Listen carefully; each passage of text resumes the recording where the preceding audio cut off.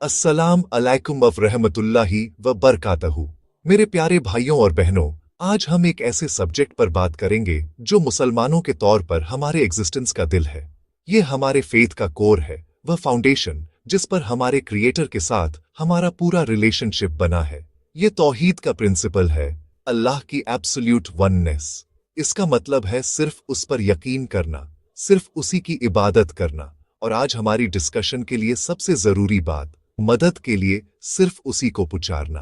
ये ऑलमाइटी के सामने हमारी सबमिशन का एसेंस है, एक ब्यूटीफुल और डायरेक्ट कनेक्शन जिसमें किसी इंटरमीडियरी की जरूरत नहीं, कोई बिचौलिया नहीं। यह सिर्फ आप और आपका मेकर है, एक ऐसी बातचीत में जो प्योर और सिंसियर है। दुख की बात है कि हमारी कम्युनिटीज में एक मिसअंडरस्टैंडिंग घुस गई है। अक्सर नेक लोगों के लिए प्यार और रिस्पेक्ट से पैदा हुई। कुछ लोग यह मानने लगते हैं कि अल्लाह तक पहुंचने के लिए उन्हें किसी और के जरिए जाना होगा। वे सोच सकते हैं कि पायस इंडिविजुअल्स, प्रॉफिट्स या जो सेंट्स गुजर चुके हैं वे अल्लाह के ज्यादा करीब हैं और इसीलिए वे अपनी जरूरतें उनके सामने ज्यादा इफेक्टिवली पेश कर सकते हैं। यह शैतान की एक सटल ट्रिक है। वह हमें यह महसूस कराता है कि हमारे गुनाहों ने हमें अल्लाह से इतना दूर कर दिया है कि हम सीधे नहीं पूछ सकते। तो लोग इन नेक रूहों को पुकारने लगते हैं, उनसे मदद मांगते हैं, बच्चों के लिए, दौलत के लिए या बीमारी के ठीक होने के लिए, ऐसी चीजें जो सिर्फ अल्लाह ही दे सकता है। ये कंफ्यूजन अक्सर साफ समझ की कमी से पैदा होता है। लोग दूसरों को कब्रों पर जाते और रिक्वेस्ट्स करते देख सकते हैं और वे मान लेते हैं कि यह एक एक्सेप्टेड प्रैक्टिस है। वे उस रिस्पेक्ट और लव को कंफ्यूज कर देते हैं जो हमें प्रॉफिट्स और नेक लोगों के लिए होना चाहिए। उन्हें अल्लाह के साथ पार्टनरशिप की स्टेटस तक पहुंचाकर उन्हें यह एहसास नहीं होता कि यह काम भले ही अच्छे इरादों से किया गया हो, हमारे फेथ की जड़ पर हमला करता है। यह उस साफ सिंपल रास्ते से भटकना है जो अल्लाह ने हमारे लिए बनाया है। हमारा पर्पस सिर्फ अल्लाह की इबादत करना है और उस इबादत का एक बड़ा हिस्सा दुआ या सप्लिकेशन करना है, सीधे और एक्सक्लूसिवली उसी से। हमें हमेशा याद रखना चाहिए कि अल्लाह के साथ हमारा कनेक्शन पर्सनल और डायरेक्ट है। वह अल समी, सब कुछ सुनने वाला, और अल मुजीब, जवाब देने वाला है।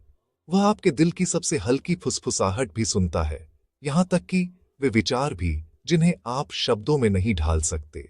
वह आपकी स्ट्रगल्स, आपके पेन्स और आपकी सबसे गहरी इच्छाओं को किसी और से बेहतर जानता है। हम उसे छोड़कर किसी और की तरफ क्यों मुड़ेंगे जिसने हमें बनाया है, जो हमें पालता है और जिसने वादा किया है कि जब भी हम उसे पुकारेंगे तो वह सुनेगा। आइए हम इस सीक्रेट कनेक्शन को प्योर रखने के अपने इरादे को फिर से मजबूत करें। हर छोटी या बड़ी जरूरत के लिए सिर्फ उसी की तरफ मुड़ें। ग्लोरियस कुरान हमारा अल्टीमेट गाइड है और यह इस मामले में कोई शक नहीं छोड़ता।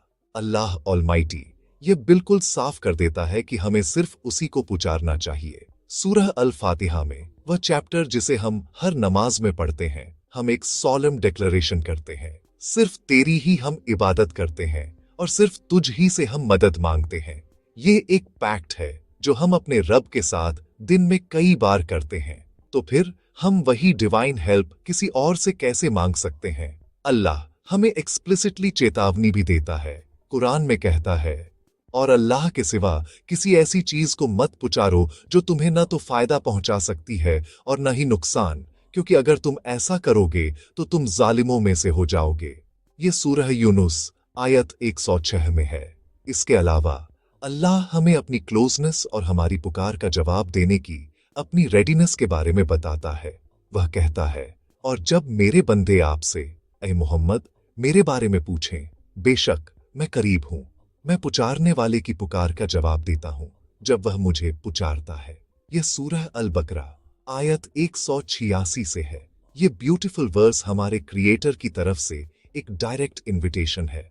वह हमें बता रहा है, मैं करीब हूं, बस मुझसे मांगो।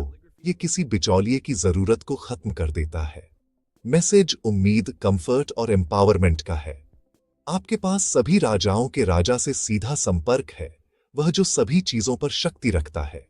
यह एक ट्रेमेंडस ब्लेसिंग है जिसे हमें कभी भी हल्के में नहीं लेना चाहिए। हमारे प्यारे पैगंबर मोहम्मद, उन पर शांति हो, का जीवन और शिक्षाएं इस कुरानिक गाइडेंस को पूरी तरह से दर्शाती है। उन्होंने अपने साथियों को और एक्सटेंशन के तौर पर हम सभी को सिर्फ अल्लाह पर भरोसा करना सिखाया। तिर्मिजी में दर्ज एक प्रसिद्ध और शक्तिशाली हदीस में पैगंबर ने अपने युवा चचेरे भाई अब्दुल्ला इब्न अब्बास को सलाह दी, अगर तुम मांगो तो अल्लाह से मांगो, अगर तुम मदद मांगो तो अल्लाह से मदद मांगो।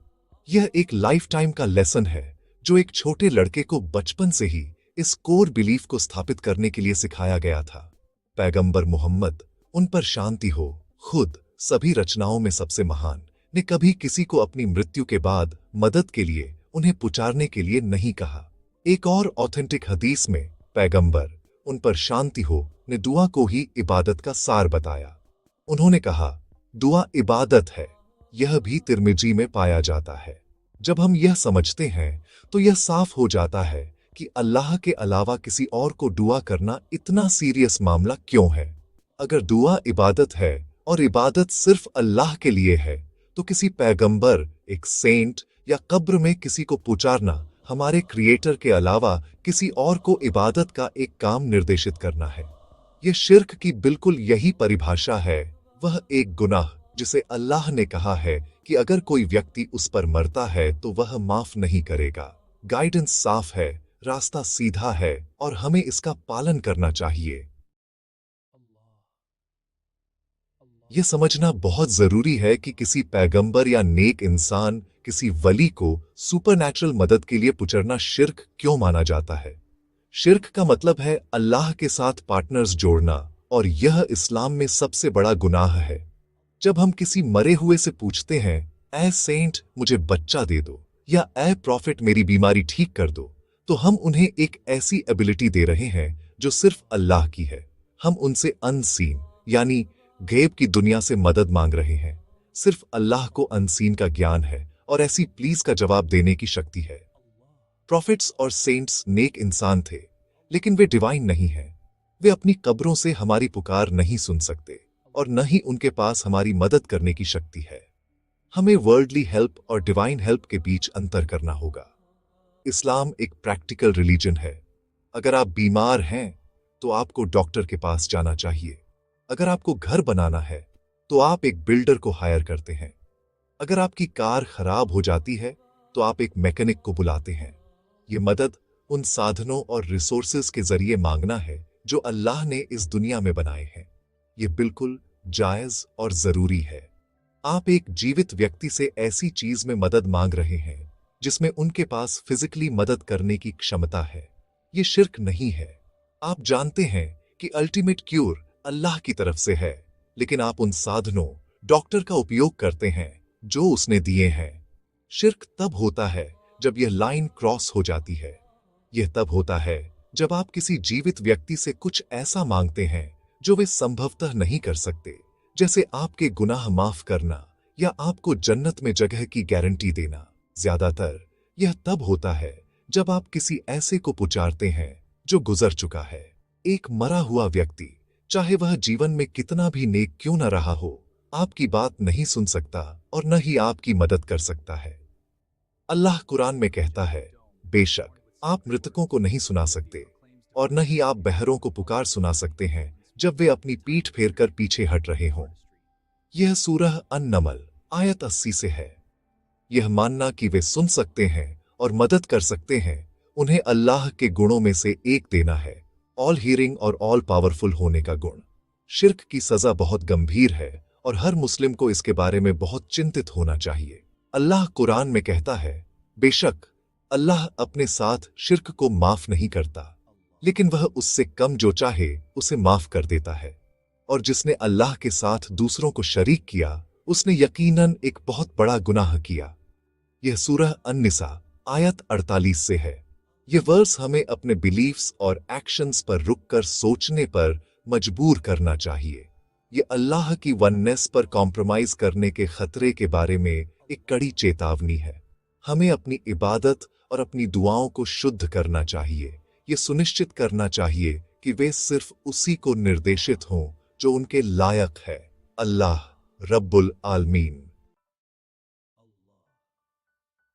मेरे प्यारे भाइयों और बहनों, यह मैसेज डिस्पेयर का नहीं बल्कि उम्मीद और रहमत का है। अगर कोई अनजाने में इस गलती में पड़ गया है तो रिपेंटेंस का दरवाजा खुला है। अल्लाह अल गफूर है, सबसे ज्यादा माफ करने वाला, और अर रहीम है, सबसे ज्यादा मेहरबान। एक सच्चे दिल से उसकी तरफ लौट आओ, गलती को मानो, उस पर अफसोस करो और कभी वापस न लौटने का मजबूत वादा करो। तौहीद की प्योर टीचिंग सीखो और अपने रब के साथ डायरेक्ट रिलेशनशिप को अपनाओ। पैगंबर उन पर शांति हो ने हमें शिर्क से खुद को बचाने के लिए एक ब्यूटीफुल दुआ सिखाई।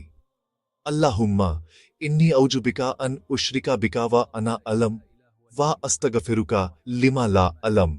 मतलब, ए अल्लाह, मैं तुझसे पनाह मांगता हूं कि मैं जानबूझकर तेरे साथ किसी को शरीक करूं, और मैं तुझसे उसकी माफी मांगता हूं जिसे मैं नहीं जानता। आइए हम दूसरों को सलाह देते समय जेंटल और वाइज रहें। बहुत से लोग जो इन प्रैक्टिसेस में शामिल होते हैं वे नेक लोगों के लिए मिसगाइडेड प्यार के कारण ऐसा करते हैं, न कि अल्लाह का अनादर करने की इच्छा से। हमें उनके पास हिकमा, विजडम और ब्यूटीफुल प्रीचिंग के साथ जाना चाहिए, कुरान की साफ आयतों और ऑथेंटिक हदीस को समझाते हुए। हमें नेक लोगों का सम्मान करने के बीच का अंतर स्पष्ट करना चाहिए, जो हमारे फेथ का हिस्सा है, और उनकी पूजा करना, जो हमारे फेथ को नलिफाई करता है। हमारा लक्ष्य मार्गदर्शन करना है, कंडेम करना नहीं। हम अपने भाइयों और बहनों को इस्लाम के प्योर अनअडल्टरेटेड रास्ते पर वापस लाना चाहते हैं, प्रॉफिट्स के रास्ते पर। आइए हम सब मिलकर खुद को और अपने परिवारों को शिर्क के सभी रूपों, चाहे वह ऑब्वियस हो या सटल, के खतरों के बारे में एजुकेट करने का प्रयास करें। आइए हम अपने दिलों को सिर्फ अल्लाह के प्यार और औ से भर दें, यह पहचानते हुए कि वह सभी ब्लेसिंग्स का एकमात्र स्रोत है और एकमात्र वही है जो हमारी परेशानियों को दूर कर सकता है। आइए यह समझ हमारे फेथ को मजबूत करे और हमारी इबादत को ज्यादा मीनिंगफुल बनाए। जब हम दुआ के लिए अपने हाथ उठाते हैं तो यह इस मजबूत कन्विक्शन के साथ हो कि हम सीधे आसमानों और जमीन के रब से बात कर रहे हैं, जिसे किसी पार्टनर और किसी इंटरमीडियरी की जरूरत नहीं है। हम अल्लाह ऑलमाइटी से दुआ करते हैं कि वह हम सभी को मार्गदर्शन दे, हमें सीधे रास्ते पर मजबूत रखे और हमें और हमारे परिवारों को शिर्क के गुनाह से बचाए, चाहे वह बड़ा हो या छोटा, जाना हुआ हो या अनजाना। अल्लाह हमारी इंटेंशंस को शुद्ध करे और हमारे कामों को स्वीकार करे। अल्लाह हमारे दिलों को उसके लिए सच्चे प्यार से भर दे और हमें उसकी इबादत करने की तौफीक दे जैसा वह इबादत के लायक है, हमारी आखिरी सांस तक। आइए हम कुरान से इस कॉम्प्रिहेंसिव दुआ के साथ समाप्त करें। रब्बना आतिना फिद दुनिया हसनतन व फिल आखिरती हसनतन वकिना अजाबन्नार। ऐ हमारे रब, हमें इस दुनिया में भलाई दे और आखिरत में भी भलाई दे और हमें आग के अजाब से बचा। आमीन।